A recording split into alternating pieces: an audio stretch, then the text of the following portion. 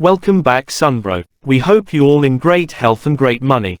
Before we start, please at least subscribe so we can have little money for food and paying bills. Alright, today we are going to talk about how to reduce salt in cooking without sacrificing taste. Trying to eat less salt.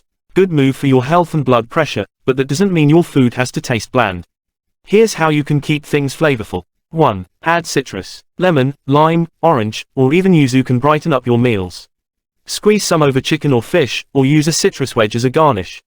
2. Use vinegar. Vinegars like balsamic, apple cider, or fruit vinegar add tang and depth, perfect for replacing salty flavors.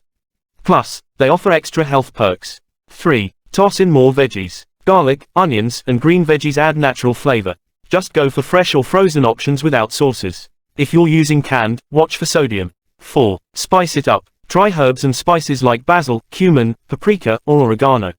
They can boost flavor big time. Some studies show they help people cut sodium by up to 50%, especially for those 65 and up.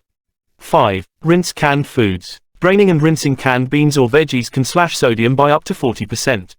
Look for low sodium or no salt added labels when shopping. 6. Switch up how you cook. Grill, roast, sear, or sauté to bring out natural flavors.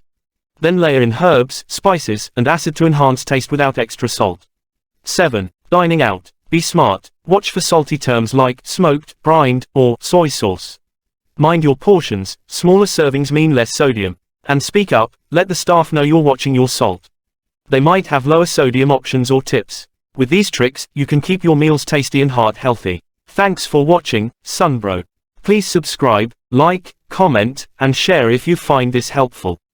Come again to our next meeting Sunbro.